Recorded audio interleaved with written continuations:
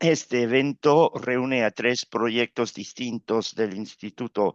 Uno es el grupo Desman Emet, que es un grupo, un espacio para debate con respecto a los eventos actuales en Israel, en el mundo judío. Es un grupo de estudio y el estudio debe llevar algún tipo de acción o una reacción a la situación. Estamos en medio de esta situación. Y este proyecto de Smanemet también es con nuestros socios JK de Barcelona y el Festival de Cine Judío, que también están participando en este grupo. Y el otro es el Bet Midrash. Estas son las personas que están con nosotros aquí, que les estoy mostrando. Vivían en el grupo, estamos aquí en la Casa Dret, que es en el antiguo barrio judío de Barcelona. No sé si conoce este sitio, que es un lugar encantador.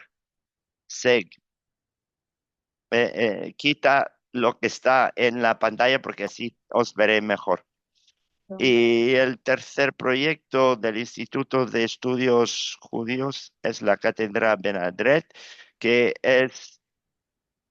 este es un marco en el cual invitamos a pensadores importantes que hacen una contribución importante a lo que llamamos el Hola pensamiento Margot. judío hoy. Y es lo que me lleva a darles la bienvenida. Muchísimas gracias por estar dispuesta a participar en este proceso. Vivian es profesora de literatura alemana y no es una disciplina moderna, es un tema mm, muy importante. Eh, eh, Habla de un momento en que hubo un renacimiento en el pensamiento judío, en una situación, estamos hablando de la utopía Weimar. Sabemos lo que vino después. Es un momento crucial en la historia judía y en la historia del mundo y la verdad es un punto de inflexión en el pensamiento judío y la profesora Vivian Liska es la directora del Departamento de Estudios Judíos en la Universidad de Amberes y ahora es académica invitada de la Universidad Hebrea de Jerusalén. Para mí es una oportunidad muy personal de tener a Vivian con nosotros.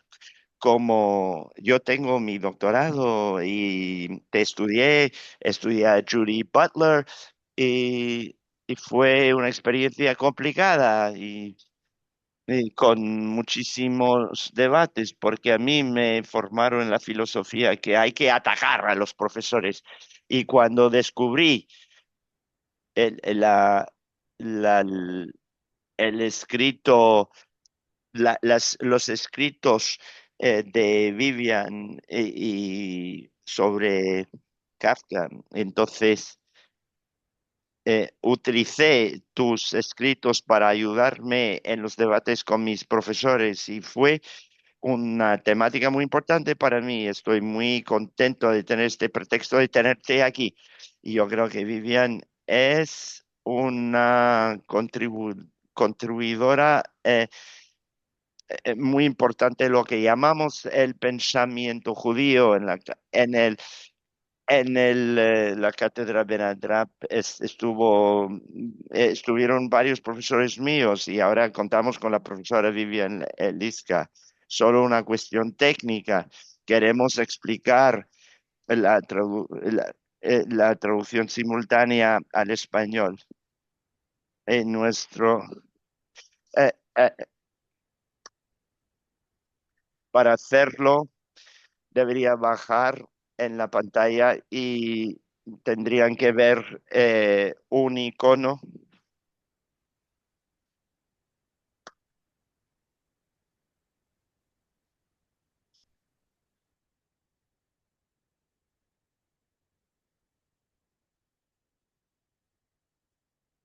Entonces le pregunté a Vivian que hable o que reaccione ante esta sesión y que la aplique a la situación actual. Y Vivian sugirió hablar del Tikkun Olam en un enclave menor y la verdad es que me fascina ver cómo lo va a hacer. Estamos en tus manos. Muchísimas gracias por estar con nosotros, Vivian. Muchísimas gracias, Seb, por haberme invitado, por haber aceptado el tema del que voy a hablar y el texto del que voy a hablar. Todos los textos antedatan con mucho la situación actual, pero como sabemos, en nuestro campo hay una oportunidad cada vez como sigue la historia, existe la oportunidad de repasar, de reconsiderar y examinar los textos del pasado a la luz del presente, donde adquieren nuevos sentidos y adquieren perspectivas en las que posiblemente no hubiéramos pensado anteriormente. Además, muchísimas gracias por haberte referido. Es que la verdad es que yo no sabía que tú conocieras mi obra sobre el mesianismo vacío, mi crítica de personas como Adam Ben Bakiou y su perspectiva del mesianismo y la comparación con Walter Benjamin, etcétera. La verdad es que me llena de placer oír eso. A veces nosotros escribimos en nuestras torres de marfil.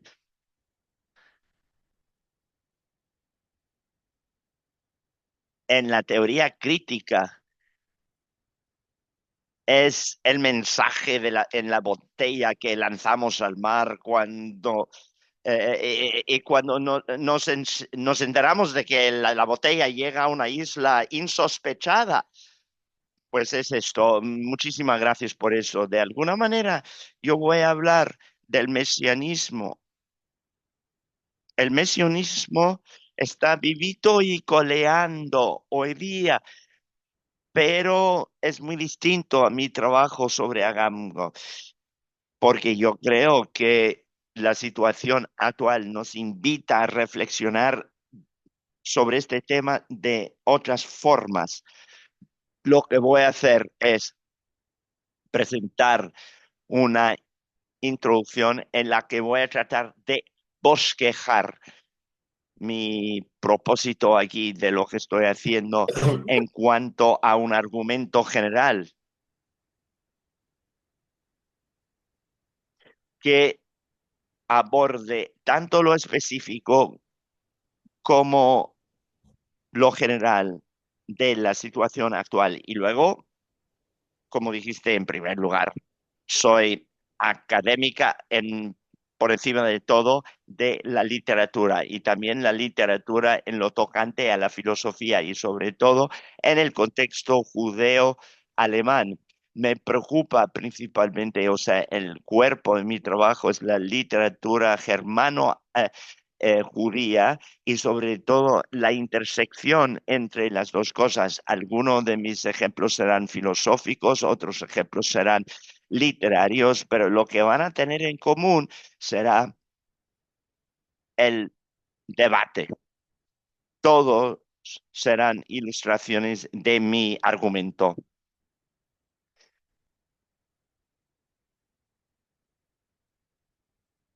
Quiero contextualizar en qué forma considero que este argumento es crucial, sobre todo y en general, para la situación de nosotros. En particular, el mesianismo ha tenido mala prensa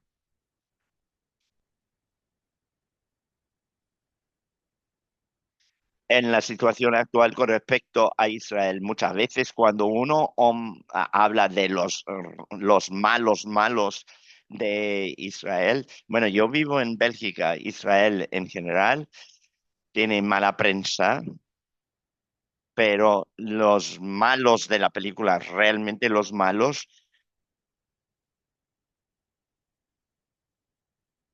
son los fanáticos y ese término se vincula a colonos o a ministros que tienen esta visión de la gran Israel que estaba predestinada al pueblo judío y que quieren reconstruir el tercer templo.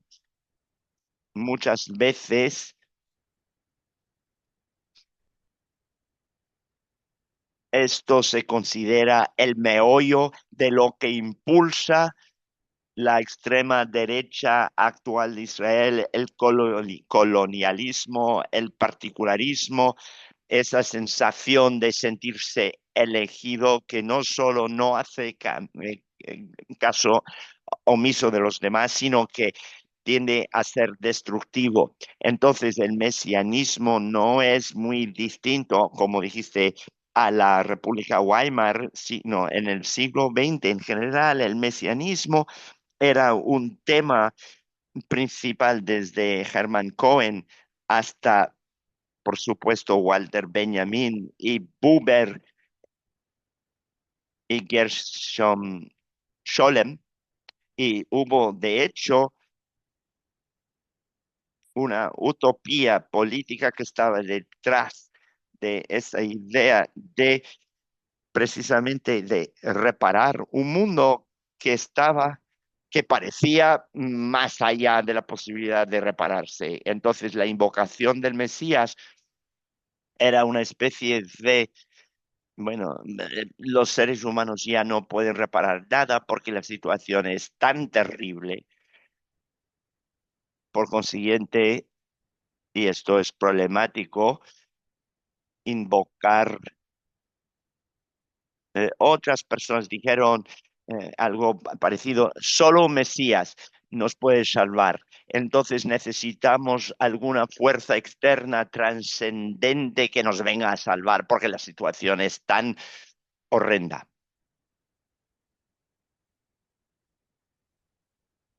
Podéis ver que el mesianismo tiene dos facetas. El ejemplo que quería dar es que hay un eco cuando yo digo que solo un Mesías nos puede salvar.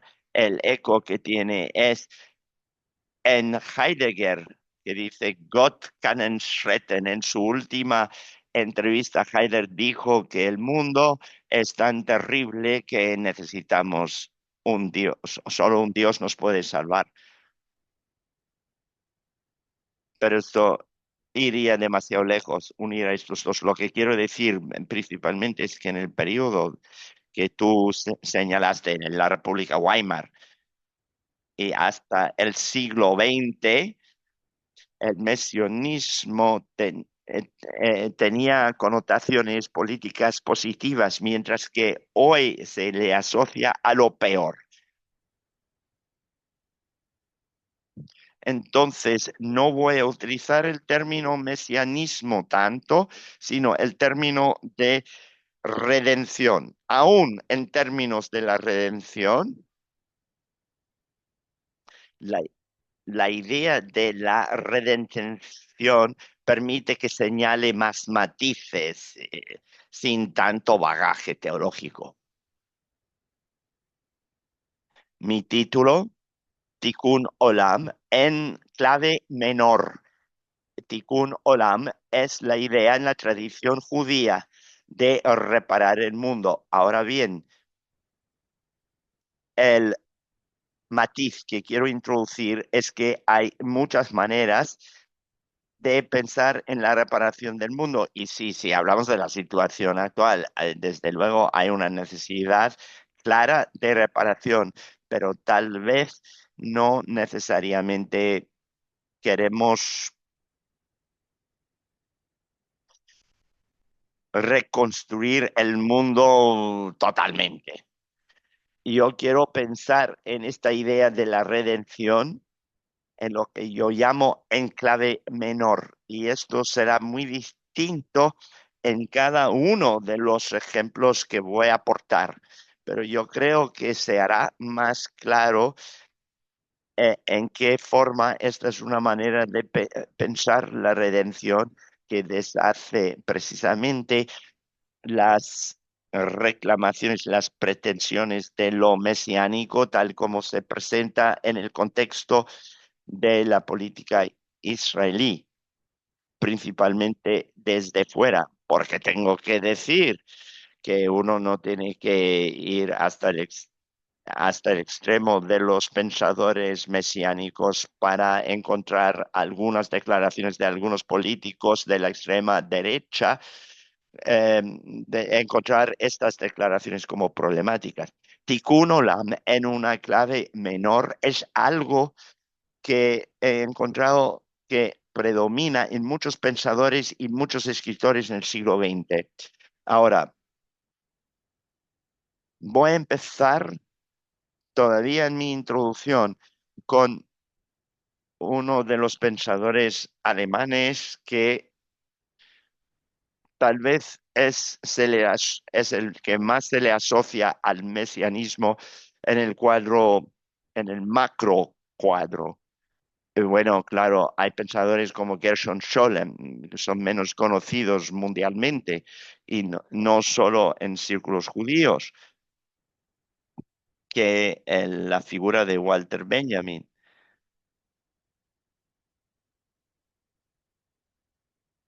Tal vez una pequeña nota autobiográfica. Yo recuerdo que a mí me enseñaron Walter Benjamin cuando todavía era estudiante.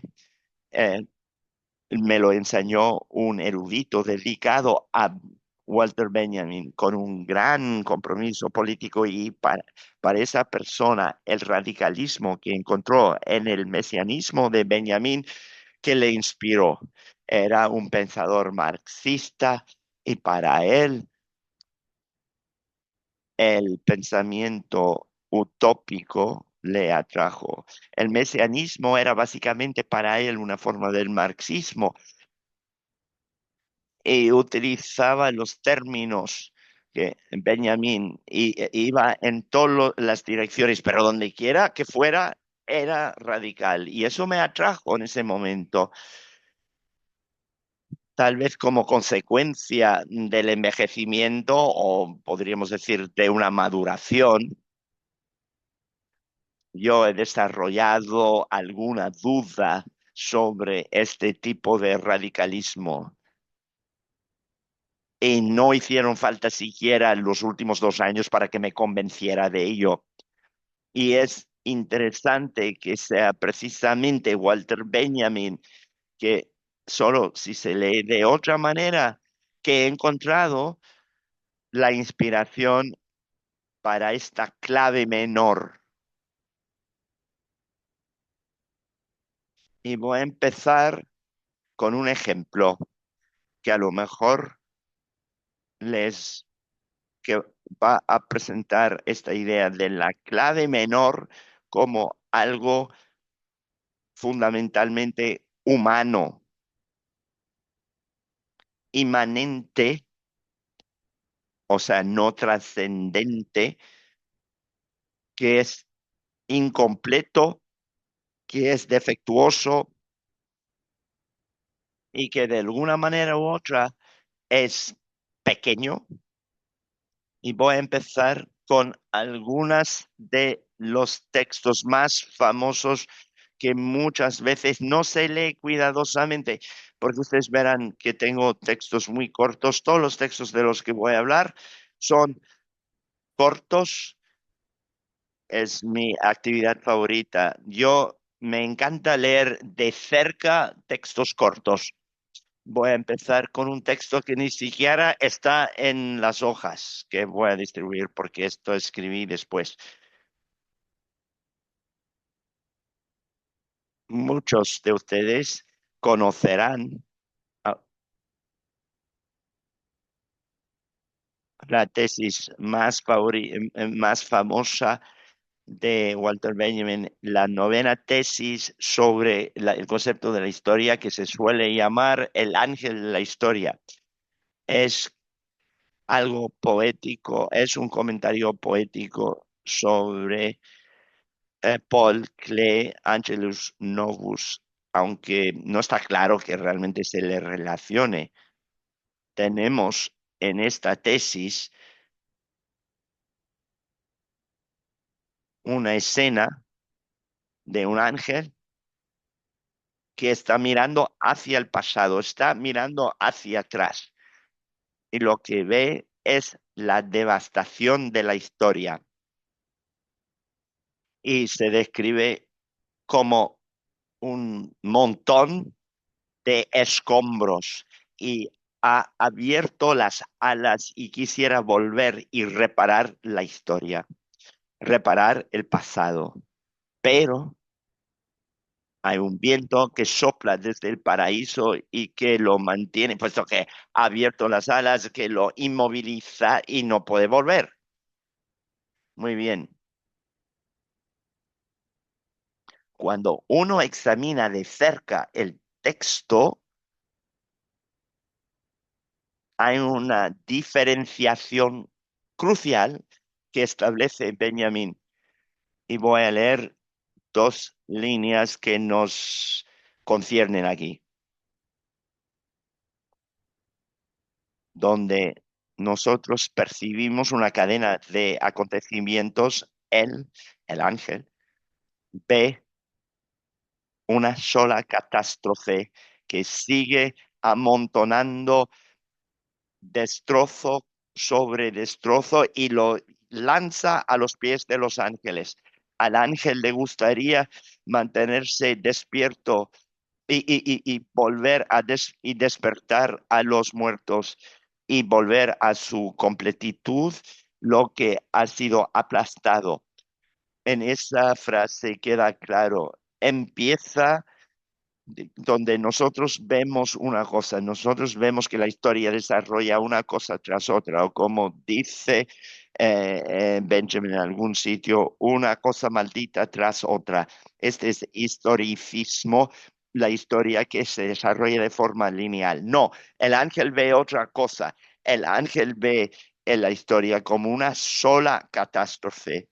¿Y qué es lo que quiere hacer el ángel?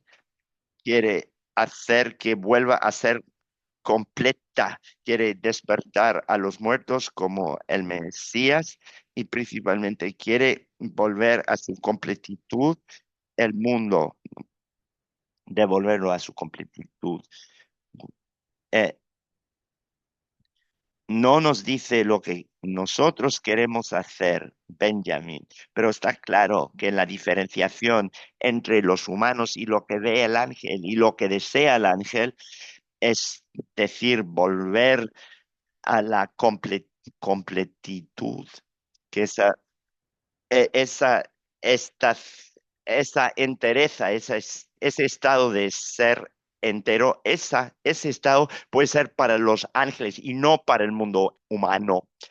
Esta lectura, pues ustedes saben, muchas veces uno asocia a Benjamín automáticamente con el ángel de la historia sin darse cuenta de esa diferenciación fundamental que subyace. Sin embargo, corresponde absolutamente a otras cosas que ha dicho Benjamín con respecto a la reparación del mundo.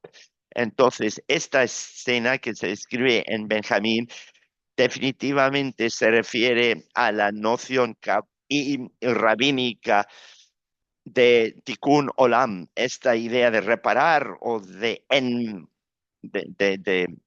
hacer remiendos en el mundo y se refiere a la Shvirat Kelim, esa ruptura al principio de la historia humana. Ese estado entero fue roto y la idea es mm, volver a ensamblar estos pedazos.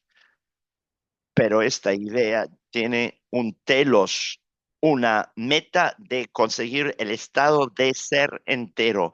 Y me di cuenta y para mí fue un paso muy importante en volverle la espalda a esa idea de Benjamín como radical, que es, esto salió de la desesperación, de una desesperación total. Scholem denomina el mesianismo una teoría de catástrofe. pero tal vez la idea de fijarlo o en retrospectiva, con lo que sabemos de la historia, tiene su propio potencial para la catástrofe. Y tal vez esto también podría ser el caso para nuestro caso, nuestra situación hoy.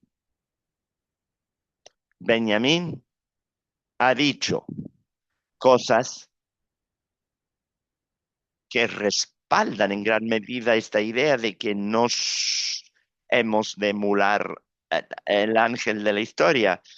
Eh, por ejemplo, cuando él invoca, él dice, según un rabino sabio, pero que realmente era Gershon Scholem, que escribe en sus propias memorias que él era ese rabino. Benjamín escribe, pero yo creo que necesitaba citar Benjamín, una autoridad, entonces prefirió citar un rabino sabio, que el debate que el Mesías solo desplazará el mundo un poquitín. Y Benjamín también habla, y de esto hablé en mi trabajo sobre Agamben. Él dice que cada generación tiene una fuerza mesiánica débil, un potencial mesiánico débil. Él habla de chispas y de esquirlas, unas unidades pequeñas mesiánicas, una potencialidad que de alguna forma se tiene que activar.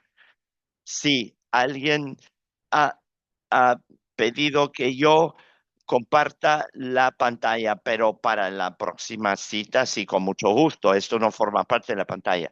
Entonces, el mesianismo débil de eh, Benjamín, yo protesto ante la lectura de Agamben, donde él escribe que Benjamín ve la fuerza reparadora en la debilidad. Y esa es una idea muy cristiana de lo que de los débiles. Benjamín dice otra cosa, no es que esto no sea verdad, dice que la fuerza mesiánica en sí misma es algo pequeño y débil.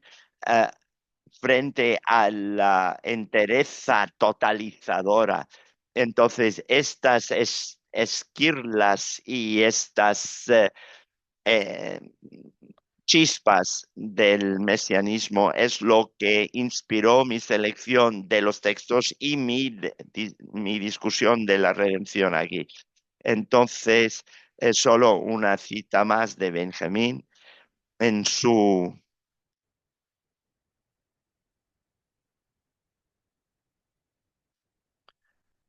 correspondencia con Scholem. Él escribe que el mundo venidero será como ahora, un poco diferente. Esa pequeña diferencia, la pequeñez, es lo que quiero tener presente y quiero leer con vosotros en algunas de las obras. Entonces, todos los textitos que he escogido provienen de la tradición germano-judía, con una excepción, que es mi primer texto, que mi primer texto estorba la cronología. Después me volveré más cronológico, pero aquí empezaré con una escena muy conocida, poco conocida de Yehuda Amihai. Tal vez algunos de ustedes conocen este texto que es canónico en Israel, pero también es un texto que muchas veces no se lee en detalle.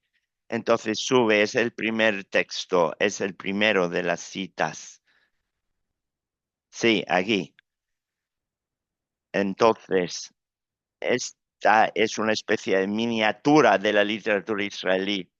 Y, y es algo que nos dice que algunas perspectivas importantes pueden saltar de la imaginación poética más que de alguna conceptualización política ético-filosófica. Y yo creo que es lo que tenemos aquí. Esta es una escena y forma parte de un poema.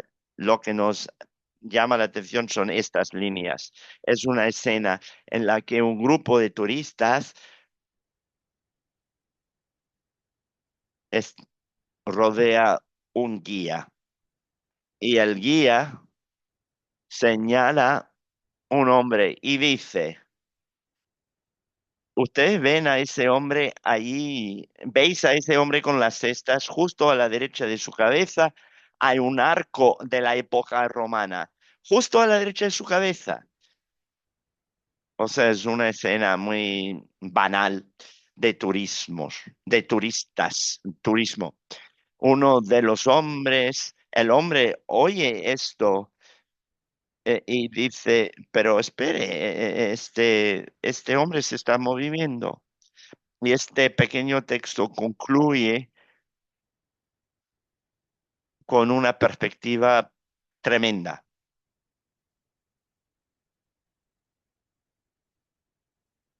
La redención no vendrá hasta que se le diga a la gente, ven ustedes ese arco de la época romana, no es importante, pero junto a él, a la izquierda y un poco más abajo, está sentado un hombre que acaba de comprar fruta y verdura para su familia.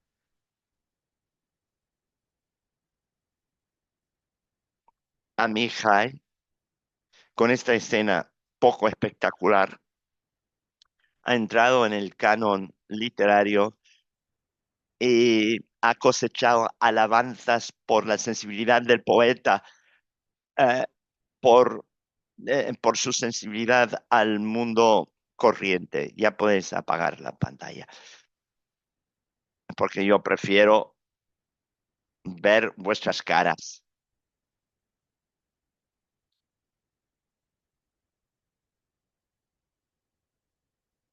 Esto realmente es una escena corriente, banal, pero para algunos esto indica no solo un pequeño cambio de del centro de atención, sino un gran comentario sobre cómo Amihai visualiza a dónde debería encaminarse el Estado de Israel.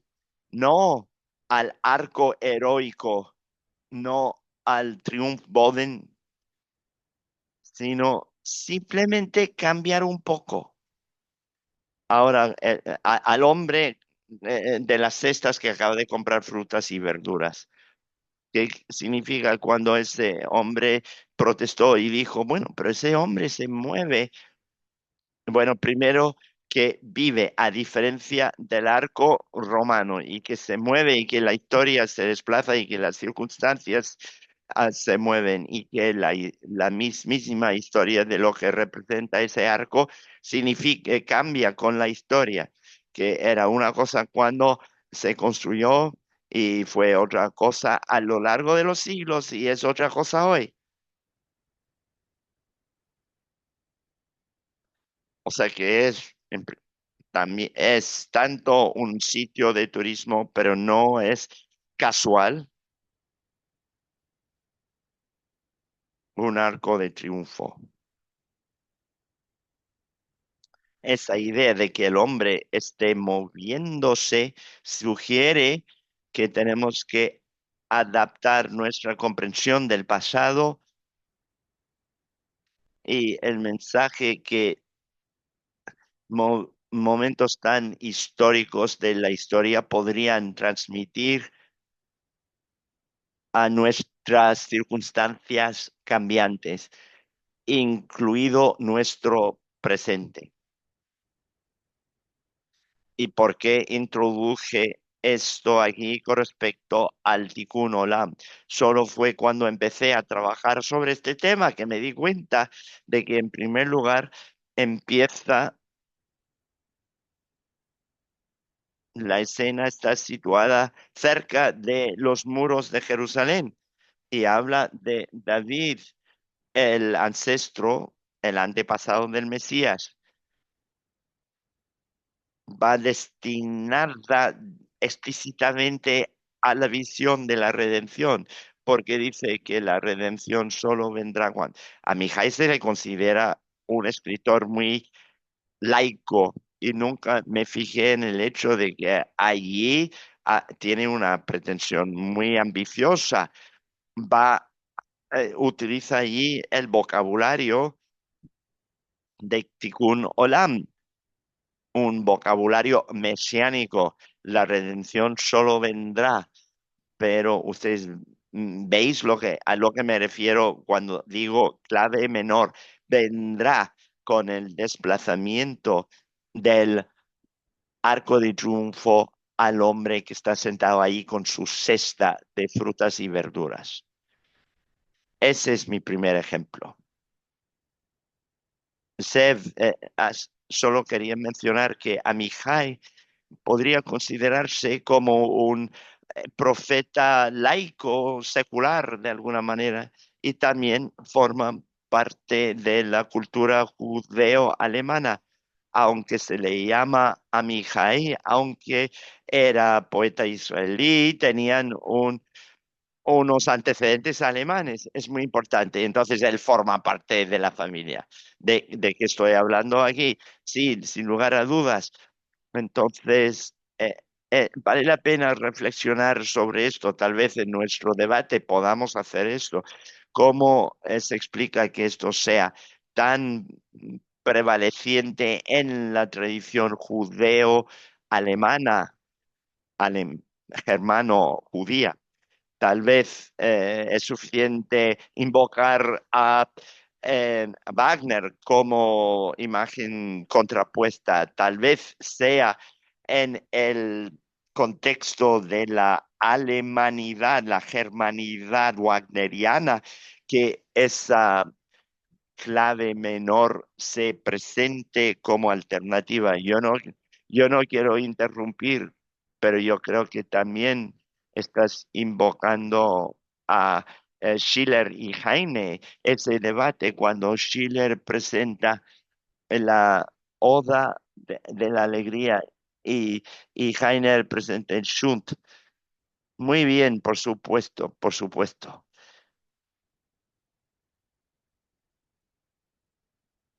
Hablando del estado de ser enteros, todos los hermanos, todos los seres humanos serán humanos. Ahí, perdón, todos los seres humanos serán hermanos.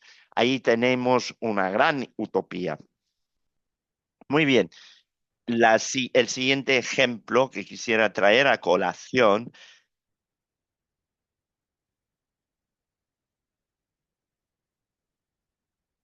puedes abrir la pantalla. Hay un texto maravilloso pequeño y me tienta hacerlo, pero sé que ocupará demasiado tiempo. Sí, ven donde hablo de la experiencia en la que se roza la muerte. Bueno, tal vez les cuento un poco, no sé, no puedo resistir la tentación. Esto no es tanto una cuestión de la redención, por eso lo omito. En algún sentido es mayor, porque es una cuestión de revelación que pasó en el Sinaí y es un pequeño texto maravilloso.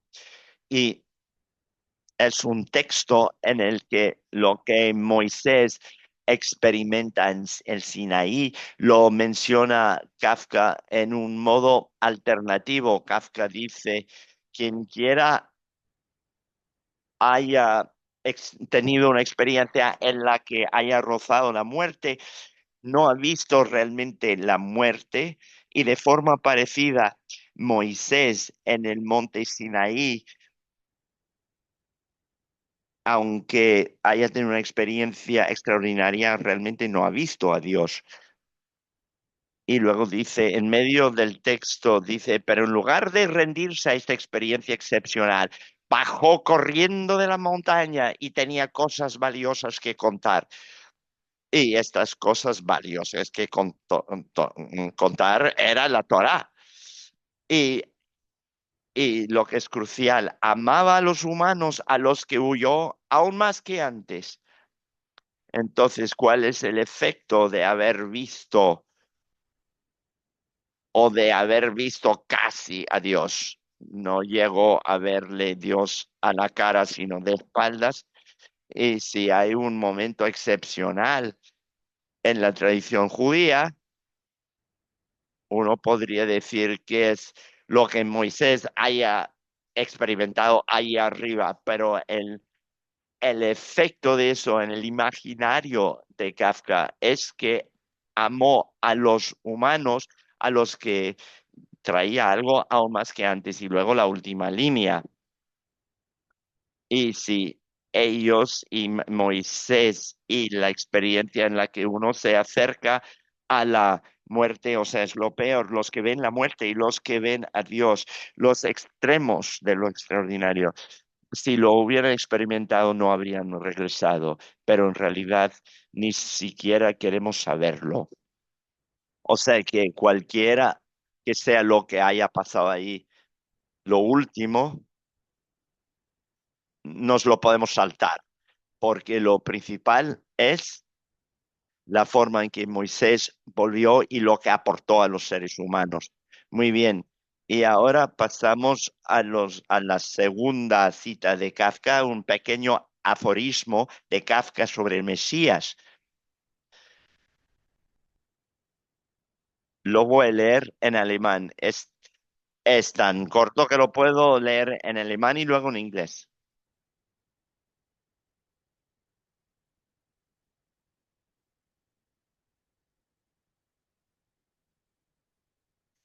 El Mesías no vendrá hasta que ya no sea necesario. Vendrá solo después de su llegada. No vendrá en el último día, sino en el postrer día después del último.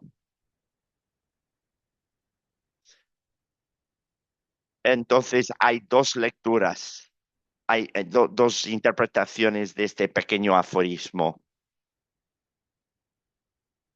La distinción entre el último día y el postrer día después del último es realmente, me parece permisible únicamente en la literatura. Yo no creo que la lógica tenga muchos visos de prosperar y tal vez tampoco en la filosofía analítica, no estoy segura. El último día que invoca el fin del mundo y el juicio final no parece ser todavía el fin de las cosas. También parece que Kafka aquí reflexionado sobre algo que encontramos en sus propias escrituras, en sus escritos.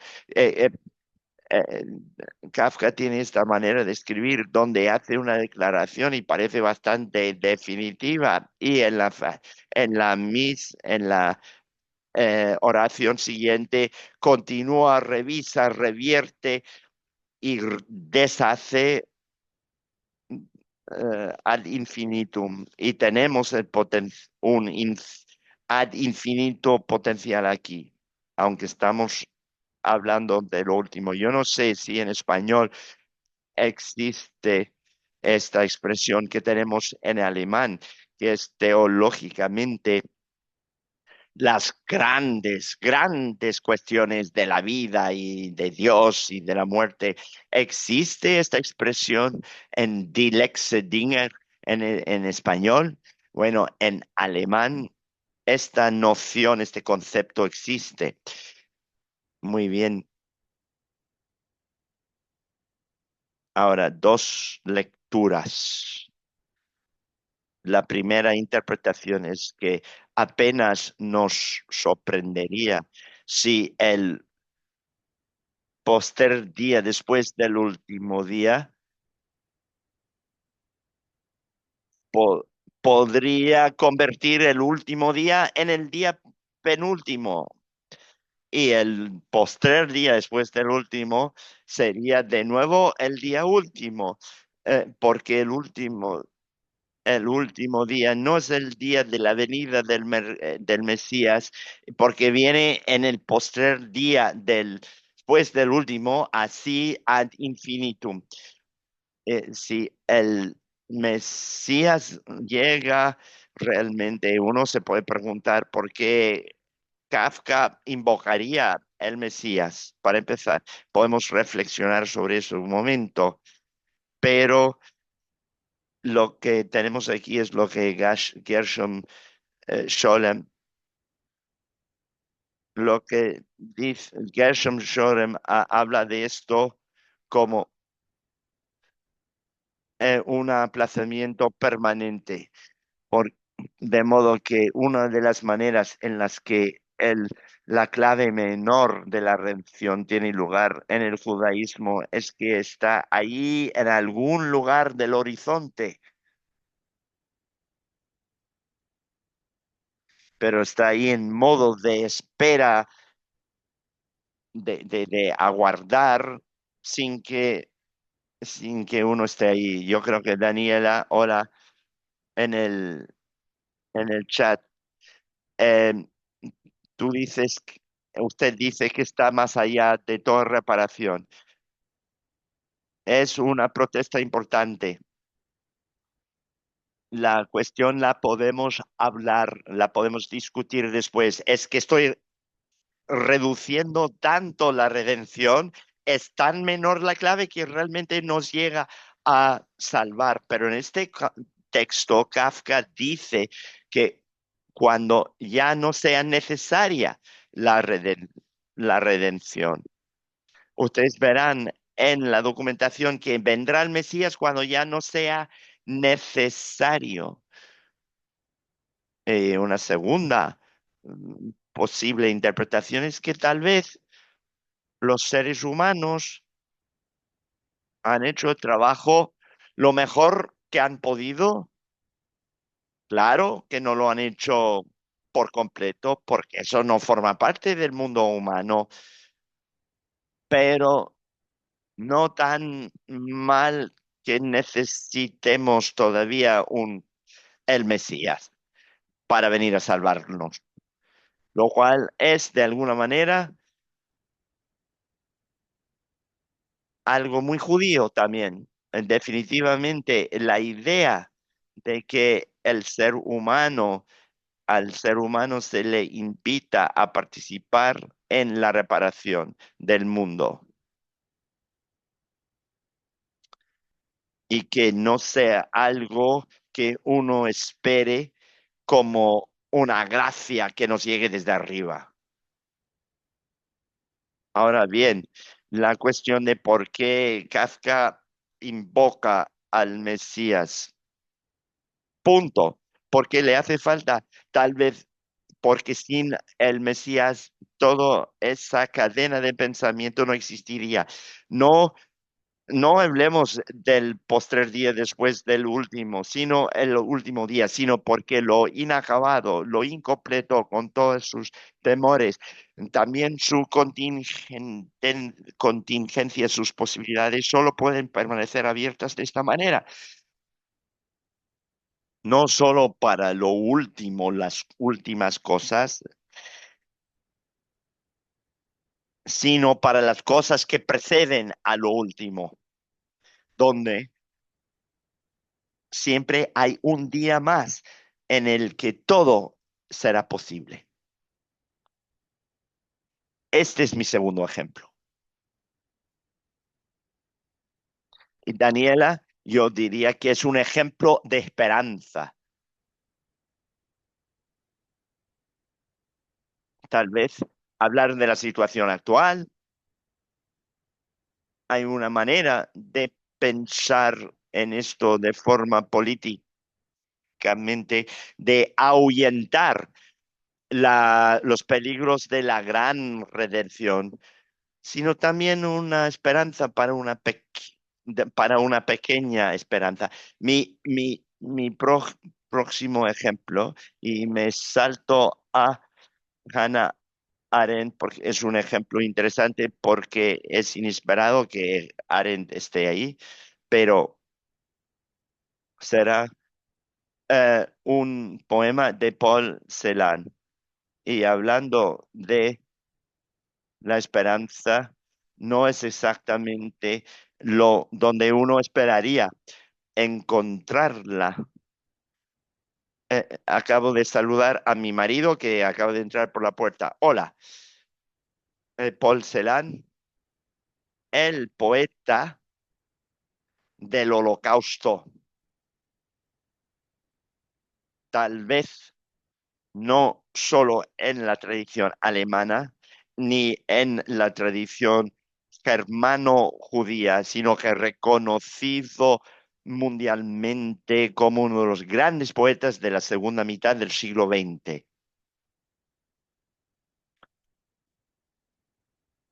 No es evidente encontrar en Paul Celan ni siquiera una referencia a la reparación, a la redención.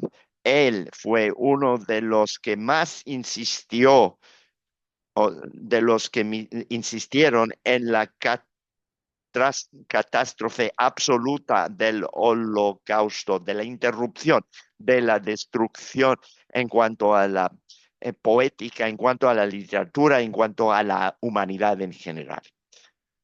Y sin embargo, él fue la figura que llevó a Teodor Adorno, del que también vamos a hablar en breve. Él es la persona que llevó a Teodoro Adorno a enmendar su juicio de que uno no podía escribir poesía después de Auschwitz. Y voy a leer el poema en alemán. En inglés, ustedes ven que ha perdido la configuración del poema, pero no importa. Y yo veo que el tiempo vuela, así que voy a condensar mis comentarios. La mismis eh, se llama Cristal. No busques tu boca en mis labios, ni busques al extraño delante de la puerta, ni la lágrima en los ojos. 7 noches más arriba, el rojo deambula hacia el rojo. Bueno, ese es el poema y solo se ha traducido un poco. Ah, eh, estamos hablando aquí de Tikkun Olam en una clave menor. El cristal representa la perfección absoluta, es la figura más absoluta. Y sin embargo, ¿qué encontramos en este poema? 3 veces se niega algo. En lo primero es un beso de unión. No busques tu boca en mis labios, ni, ni busques al extraño dentro de la puerta, ni busques la lágrima en los ojos.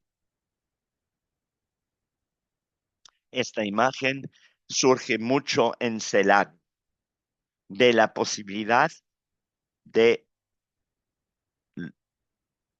del luto, y para Celan la posibilidad del luto en la poesía, la posibilidad de encontrar las palabras para llevar el luto de la Shoah. Este fue un tema importante en Alemania después de la guerra. Se ha escrito sobre la incapacidad de llevar el luto. Para Celan esto significa la posibilidad de escribir poesía y de encontrar las palabras adecuadas. Con, es, eh, Adorno eh, impugnó o retó esa afirmación de que no se podía escribir poesía después del Holocausto, el deseo de hacerlo y de hacerlo bien. ¿Y qué significa el segundo, el segundo versículo? 7 noches más arriba, el rojo deambula hacia el rojo. O sea que las cosas se van a unir. Siete, 7 noches más arriba. Y luego, en el segundo versículo, o sea, primero teníamos al extraño delante de la puerta. Y luego aquí tenemos 7 corazones más adentro. La mano llama a la puerta. Entonces, ¿Qué significa siete? Por supuesto que se refiere a los Beit en Shabbat, al séptimo día de la creación. La idea de que llegará el Mesías en Shabbat y que cuando venga habrá un Shabbat en la tierra. Pero mirad, tenemos la palabra deambular, todavía deambula. ¿Qué es lo que va a pasar 7 noches más tarde? No dice el rojo llegará al... Todavía está en camino aún 7 días más tarde. ¿Y qué tenemos con los corazones? El extraño todavía no ha vuelto a casa, no ha entrado todavía. Sin embargo, toca la puerta. Entonces nos acercamos, pero no hemos llegado todavía. Lo único donde realmente, donde la cosa sucede es que dice 7 rosas más tarde, la fuente burbujea. En inglés, esto es muy difícil y es muy difícil de traducirlo con su plenitud alemana, porque esta es la metáfora poética en el romanticismo des Rauschen Spruden, donde el agua borbotea. Este es el sueño del poeta, que sus palabras fluirán como el agua manantial de la vida, fluyendo. Entonces llegará el momento en que 7 rosas más tarde lo que va a pasar es que va a encontrar las palabras para plasmar el luto, porque esto corresponde a que no hay lágrimas en los ojos, no es posible el luto y el sueño es que haya agua para el luto, pero ven lo incompleto que es desde todas las perspectivas y sin embargo, 7 es Sheva y completo es Sva, ¿no? O sea, la plenitud es tan completa como cristal, que es el título de este poema. Y ahora llego al final y tal vez pueden bajar, por favor, al poema de Adorno. No lo voy a leer, solo se lo voy a comentar, hago un breve comentario y terminaré ahí. Espero tener un debate con ustedes al respecto. Este es el último texto de la colección de Adorno, de pequeños textos de Adorno, y se llama Hasta el final, Zum Ende. Y los que conozcan a Adorno, Adorno fue un pensador radicalmente dialéctico al que no le gustaba mucho a Hannah Arendt.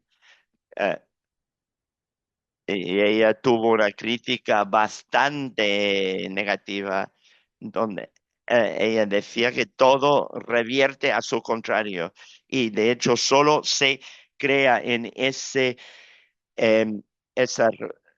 ¿Alguien lo ha encontrado en español? Ah, muy bien, muy bien. Em, entonces, Teodor Adorno escribe Sum Ende y es un texto en el que y solo voy a señalar el tipo de lenguaje totalizador y radical que utiliza, con un ejemplo que lo une a nuestra familia, y con eso cerraré. La única filosofía que todavía tendría que rendir cuentas frente a la desesperación sería una tentativa de considerar todas las cosas tal como se retratarían desde la perspectiva de la redención. Aún a nivel superficial, yo tendería a estar en desacuerdo. Es realmente lo que tenemos que hacer en la desesperación, examinar el mundo tal como está desde la perspectiva de un mundo redimido, Y ustedes pueden ver y simplemente señalaría estas palabras. Y solo hay la filosofía, lo demás se agota. Él dice que todo se mostrará lo distorsionado que es todo a la luz, frente a la luz mesiánica. Para ganar dicha perspectiva sin violencia,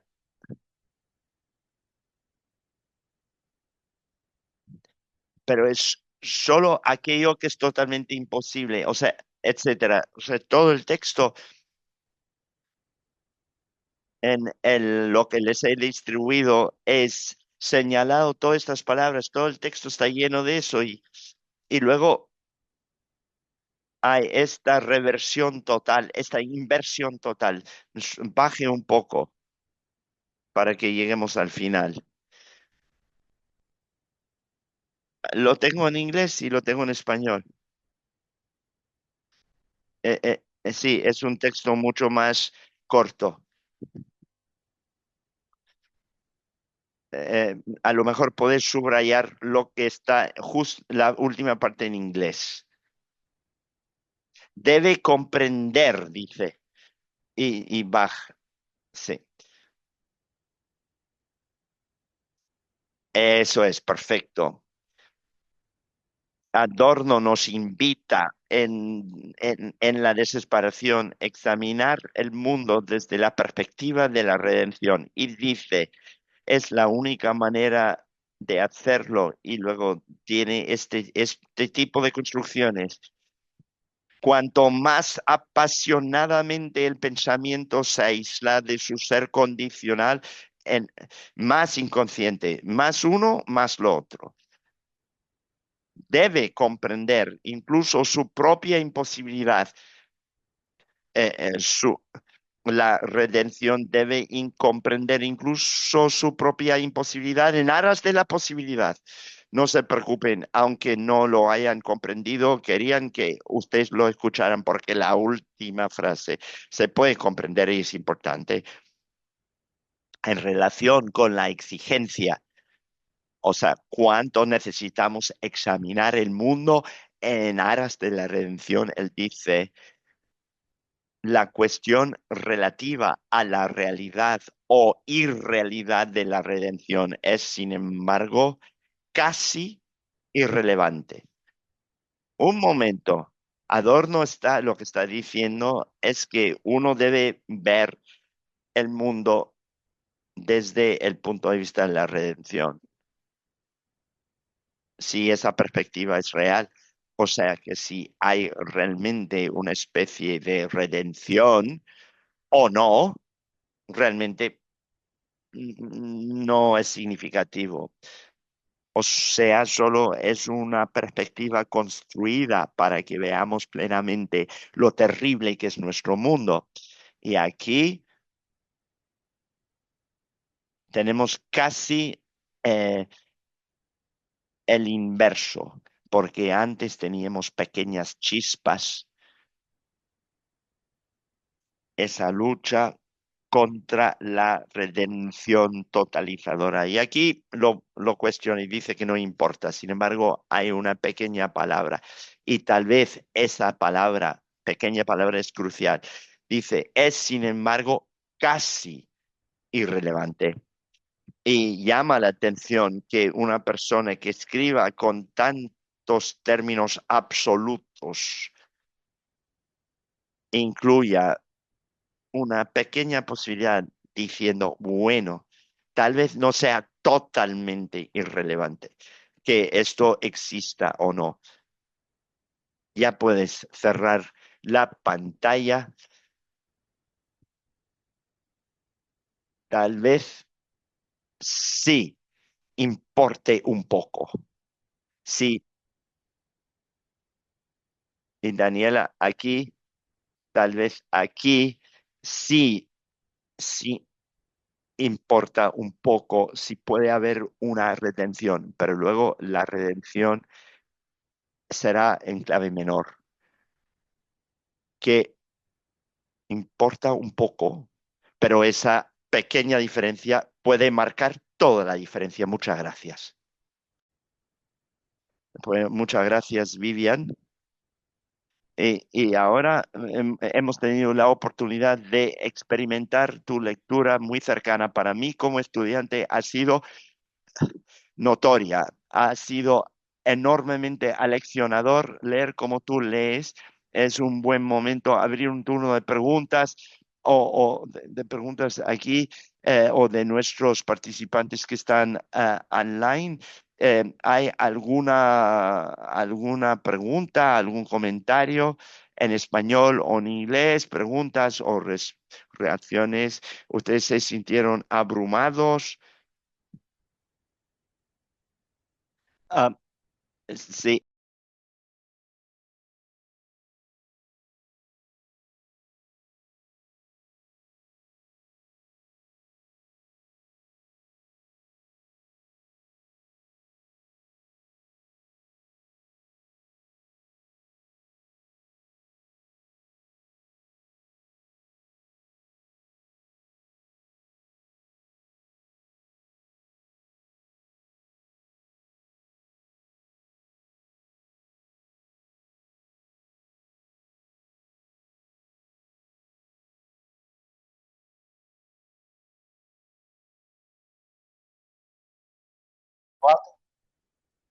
Que no era de Francia. Era así, lo fue.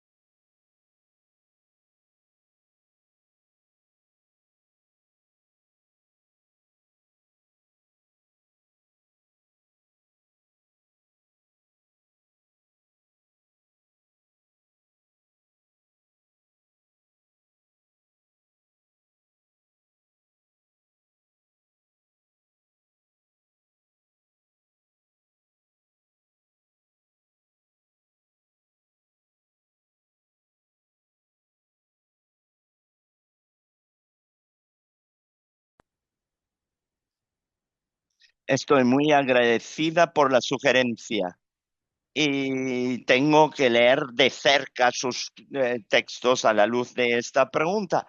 Así que lo voy a hacer y muchísimas gracias por haberlo señalado.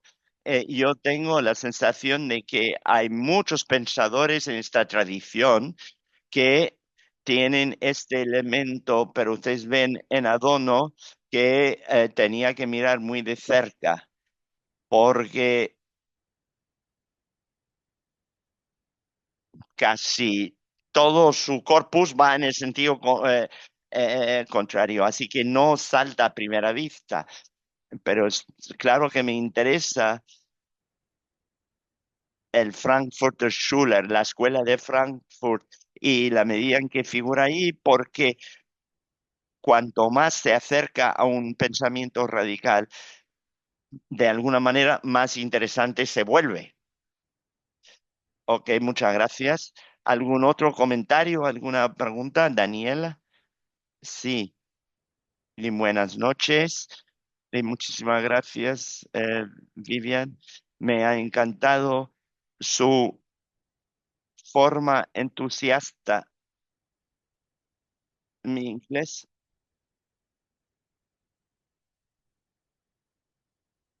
Yo puedo decir lo mismo que has dicho con de la misma manera entusiasta, pero a la inversa. Yo no creo en la redención, no creo en la reparación y yo creo que si realmente lo dices de esta manera, existe la clave menor. Esta es la clave menor. No tener una gran esperanza de transformación o de metamorfosis de los seres humanos o de la sociedad, porque este es un ideal que no forma parte del género humano. Tú has escogido tus referencias tal como tú las ves, por supuesto, pero no hablaste de Marcus y no hablaste de Freud. Yo soy psicóloga y yo sugiero que leas un poco de Freud, que dice que el ser humano no nació para ser feliz. Esa es una realidad que tenemos que aceptar. Solo si aceptamos que cualquier cambio depende de cualquiera de nosotros individualmente, no que el Mesías llegará, sino que el cambio está dentro de cada uno de nosotros. Es mi opinión. Y tal vez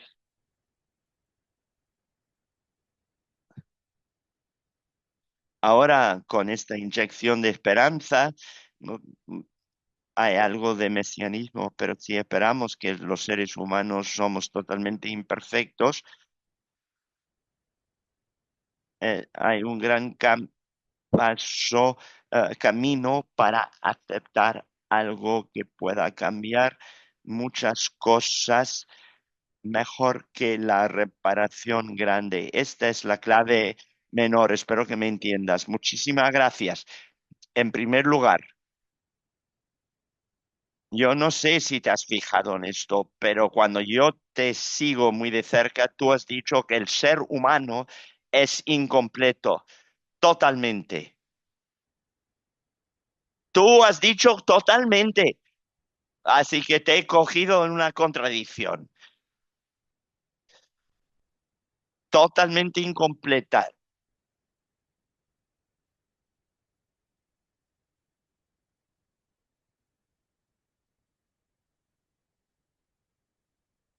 Yo creo que en Freud tenemos otra versión de esto, porque hay dos maneras de leer Freud, porque de alguna manera el Freud dice claramente que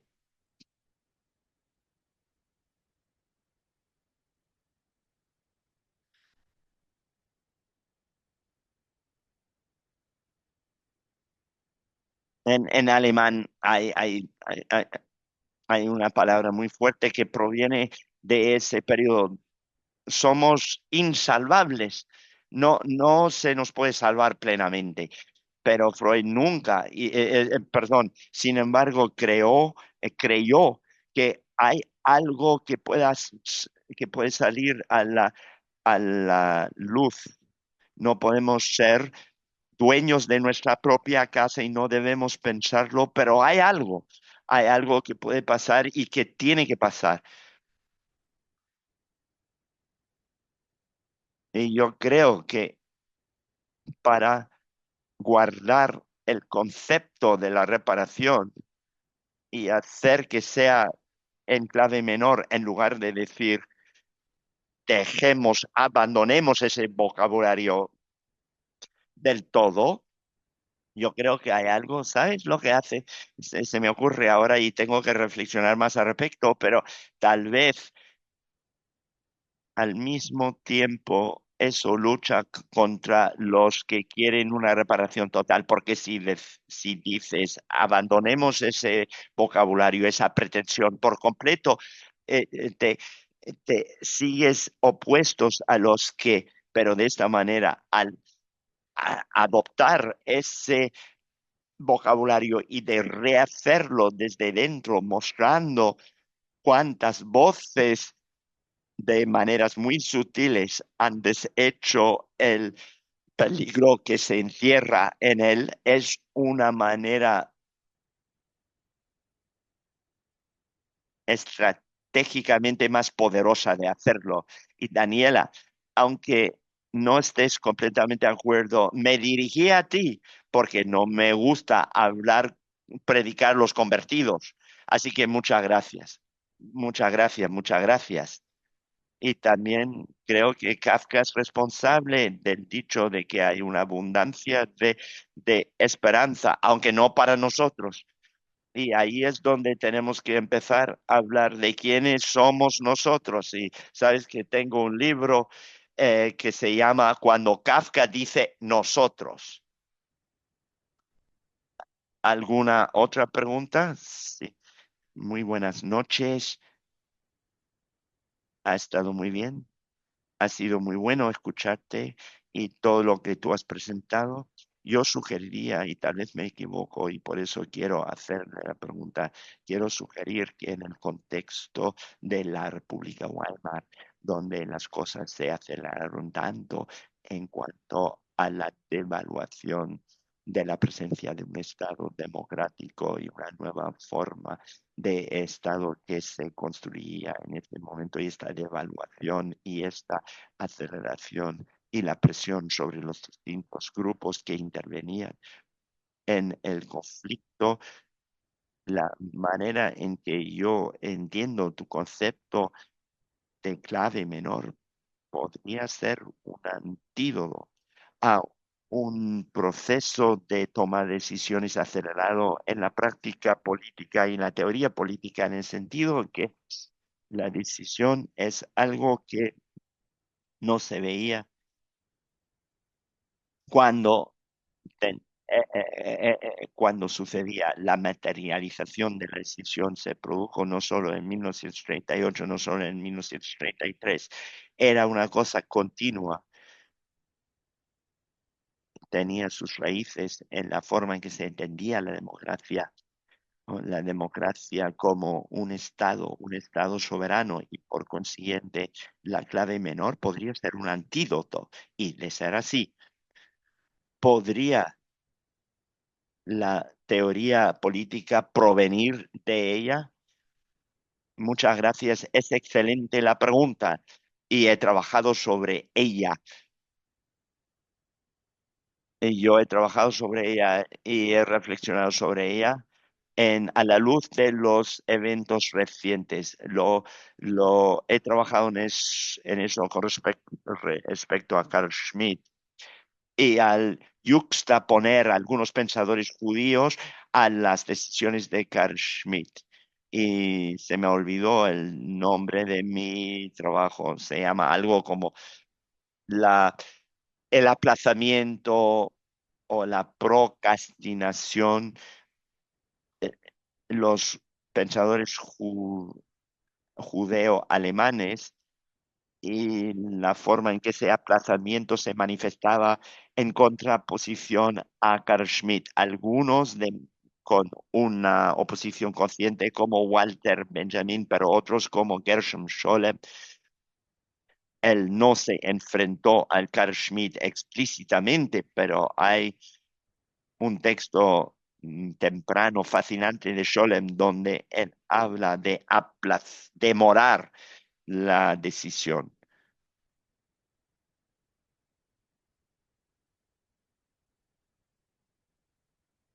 No estoy segura de si se ha publicado o no, tal vez sí, pero tendré mucho gusto en enviártelo. Pero esa es la clave menor con respecto al decisionismo. Ahora, hablando de forma más política sobre hoy día, ¿sabes? Yo creo que algunos de nosotros, tal vez muchos de nosotros, tenemos un problema grande con el hecho de que esta guerra haya, s- se haya acabado de la forma en que acabó. Bueno, en primer lugar, esperemos que haya acabado. Me doy cuenta de cuando digo esto, no quiero invitarle al diablo, pero de momento, porque durante 2 años hubo negociaciones continuas y lo contrario del decisionismo de Carl Schmitt es la negociación y en el meollo de la democracia estriba la negociación. Y luego llega un soberano implacable, payaso, y dice, niños, habéis peleado lo suficiente, párenlo. Y la idea de una decisión de Carl Schmitt la comenta en términos de una decisión que sale de la nada, simplemente el poder del soberano.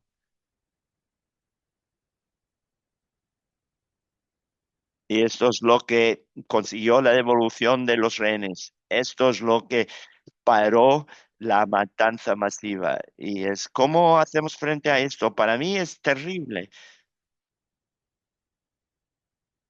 No retiro una palabra de mi crítica de Carl Schmitt y del decisionismo, pero me parece que es algo que debemos enfrentar y tendría mucha curiosidad por saber lo que tú tienes que decir al respecto.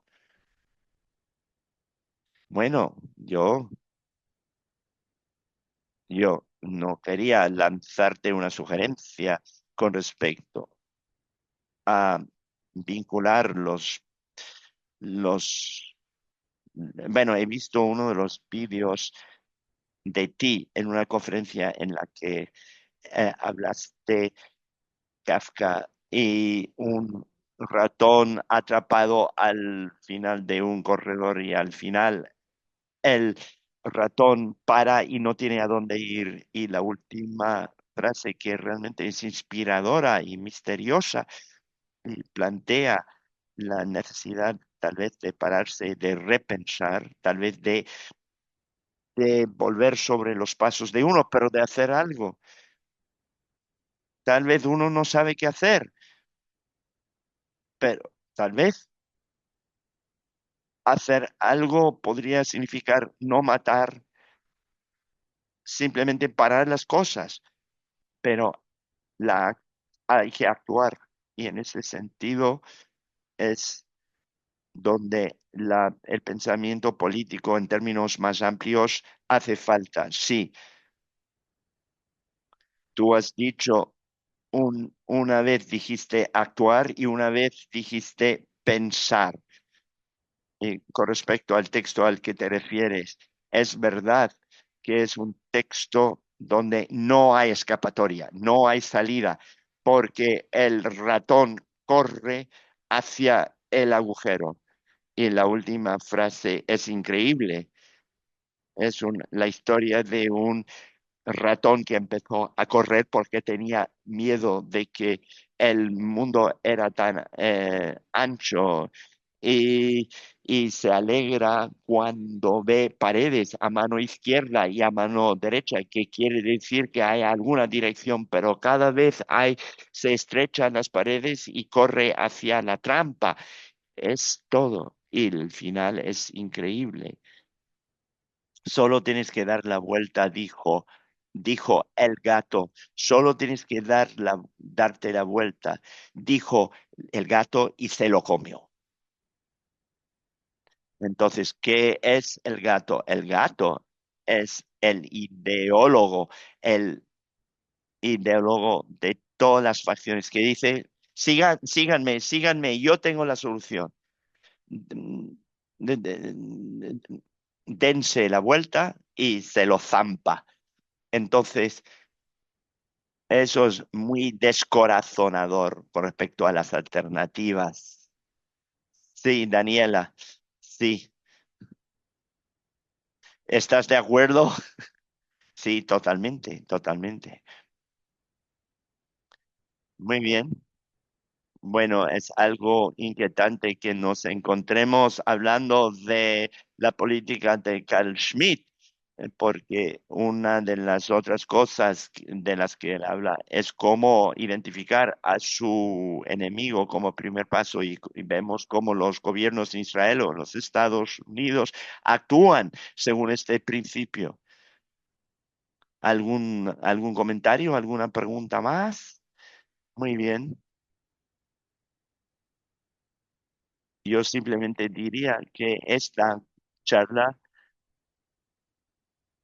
entra completamente en nuestro campo porque estamos en el sentido de la tensión entre lo absoluto y lo relativo y estamos de alguna manera con tu discurso, estamos reclamando el mesianismo en sus claves menor y débil y lo reclamamos para no dejarlo en manos de los extremistas, por supuesto, y al mismo tiempo que Israel está luchando por determinar qué tipo de lugar será. Hay una lucha sobre el judaísmo, qué tipo de judaísmo tendremos.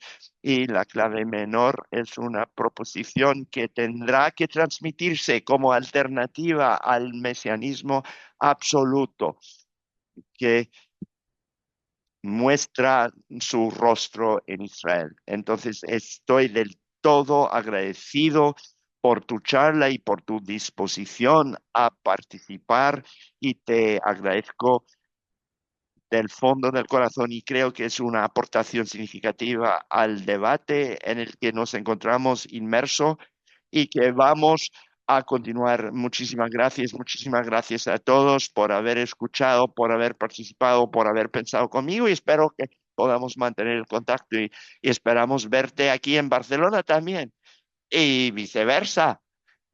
Muchísimas gracias. Gracias. Gracias a todos los participantes en línea y aquí y nos vemos la próxima. Sí, y muchas gracias, Daniel. Muchas gracias por la traducción.